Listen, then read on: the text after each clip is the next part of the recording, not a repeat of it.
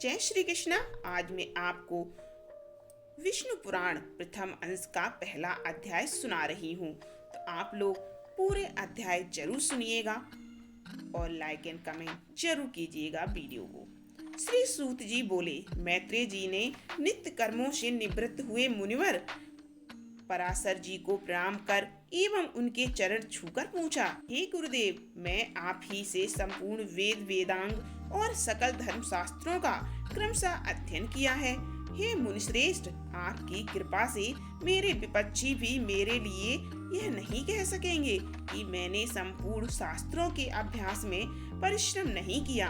हे धर्मज्ञ, हे महाभाग, अब मैं आपके मुखारविंद से यह सुनना चाहता हूँ कि यह जगत किस प्रकार उत्पन्न हुआ और आगे भी दूसरे कल्प के आरंभ में कैसे होगा, तथा हे ब्राह्मण, इस संसार का उपादान कारण क्या है? यह संपूर्ण चराचर किससे उत्पन्न हुआ है? यह पहले किसमें लीन था और आगे किसमें लीन हो जाएगा? इसके अतिरिक्त आकाश आदि भूतों का परिमाण, समुद्र, पर्वत तथा देवता आदि की उत्पत्ति, पृथ्वी का अधिष्ठान और सूर्य आदि का परिमय तथा उनका आधार, देवता आदि के वंश, मनु, मनवंतर, बार बार आने वाले चारों युगों में विभक्त कल्प और कल्पों के विभाव, प्रलय का स्वरूप, युगों के पृथक पृथक संपूर्ण धर्म, देवर्षि और राजश्रियों के चरित्र, श्री व्यास जी कृत वैदिक शाखाओं की यथावत रचना तथा ब्रह्मांडादि वर्ण और ब्रह्मचर्य आदि आश्रमों के धर्म, ये सब हे महामुनि शक्ति नंदन, मैं आपसे सुनना चाहता हूँ। हे ब्राह्मण, आप मेरे प्रति अपना चित्त प्रसादोन्मुख कीजिए, जिससे हे महामुनि मैं आपकी कृपा से यह सब जान सकूं। श्री पराशर जी बोले, हे धर्मज्ञ मैत्रेय, मेरे पिताजी के पिता श्री वशिष्ठ जी ने जिसका वर्णन किया था, उस पूर्व प्रसंग का तुमने मुझे अच्छा स्मरण कराया, इसके लिए तुम धन्यवाद के पात्र हो। हे मैत्रेय, जब मैंने सुना कि पिताजी को विश्वामित्र की प्रेरणा से राक्षस ने खा लिया है, तो मुझको बड़ा भारी क्रोध हुआ। तब राक्षसों का विध्वंस करने के लिए मैंने यज्ञ करना आरंभ किया। उस यज्ञ में सैकड़ों राक्षस जलकर भस्म हो गए।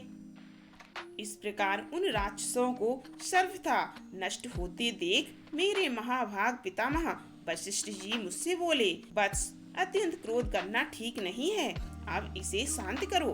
राक्षसों का कुछ भी अपराध नहीं है, तुम्हारे पिता के लिए तो ऐसा ही होना था। क्रोध तो मूर्खों को ही हुआ करता है, विचारवानों को भला कैसे हो सकता है? भला कौन किसको मारता है? पुरुष स्वयं ही अपने किए का फल भोगता है। हे प्रियवर, यह क्रोध तो मनुष्य के अत्यंत कष्ट से संचित यश और तप का भी प्रबल नाशक है। हे तात, इस लोक और परलोक दोनों को बिगाड़ने वाले इस क्रोध का महर्षिगण सर्वदा त्याग करते हैं, इसीलिए तू इसके वशीभूत मत हो।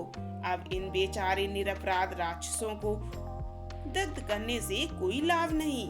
अपने इस यज्ञ को समाप्त करो। साधुओं का धन तो सदा क्षमा ही है।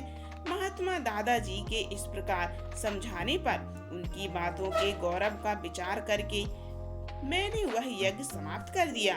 इससे मुनि श्रेष्ठ भगवान वशिष्ठ जी बहुत प्रसन्न हुए। उसी समय ब्रह्मा जी के पुत्र पुलस्त्य जी वहां आए। हे मैत्रेय, पितामह वशिष्ठ जी ने उन्हें अर्घ्य दिया। तब वे महेश पुलह के ज्येष्ठ भ्राता महाभाग पुलस्त्य जी आसन ग्रहण करके मुझसे बोले। पुलस्त्य जी बोले, तुमने चित्त में बड़ा बैर भाव रहने पर भी अपने बड़े बूढ़े वशिष्ठ जी के कहने से क्षमा स्वीकार की, इसीलिए तुम संपूर्ण शास्त्रों के ज्ञाता होगे।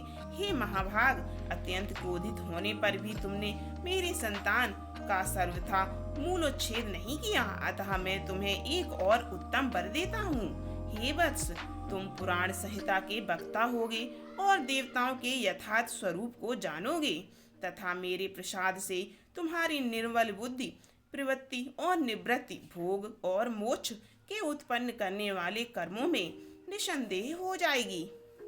पुलस्त्य जी के इस तरह कहने के अनंतर फिर मेरे पितामह भगवान वशिष्ठ जी बोले, पुलस्त जी ने जो कुछ कहा है वह सभी सत्य होगा। हे मैत्रेय, इस प्रकार पूर्व काल में बुद्धिमान वशिष्ठ जी और पुलस्त जी ने जो कुछ कहा था वह सब तुम्हारे प्रश्न से मुझे स्मरण हो आया। अतः हे मैत्रेय, तुम्हारे पूछने से मैं उस संपूर्ण पुराण संहिता को तुम्हें सुनाता हूँ। तुम उसे भली प्रकार ध्यान देकर सुनो।